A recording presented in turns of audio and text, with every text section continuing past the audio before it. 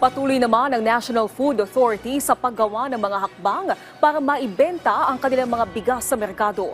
Kaugnay niyan ay tiniyak din ng ahensya ang kanilang suporta sa mga magsasaka sa bansa. Si Joshua Garcia sa sentro ng balita. Akin pong inilalahad ang estado ni NFA ngayon at kung ano po yung tingin natin maganda sa hinaharap, hindi lamang po para kay NFA, pati na rin po sa buong bansa. Yan po sanang maibalik yung mandato na makapag-release sa market kahit limitado ay isang napakalaking bagay para makatulong po sa ating mga kababayan dahil mas mura ang bigas.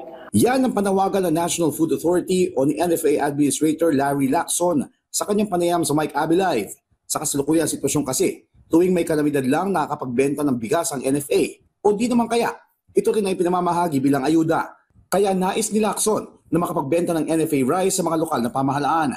Ang mga bigas kasi ng mga NFA mula sa mga palay na binili naman nila sa mga magsasaka sa magandang presyo. Para makatulong sa NFA, dahil kami po ay kailangan mag-generate din ng aming income para mapagpatuloy po lahat ng activities namin. Samantala, sa pamamagitan ng naamyendang Rice Tarification Law, sinabi ni Lacson na naging 15 days na ang buffer stock ng NFA mula sa dating 9 na araw lamang. So lumaki po ang aming target, no?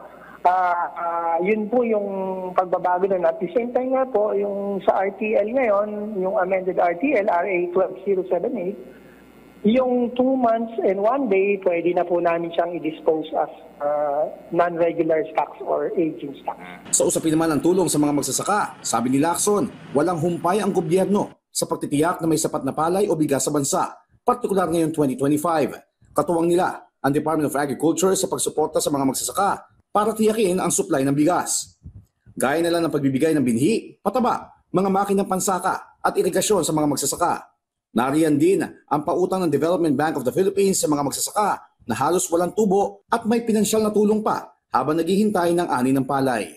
Joshua Garcia para sa Pambansang TV sa Bagong Pilipinas.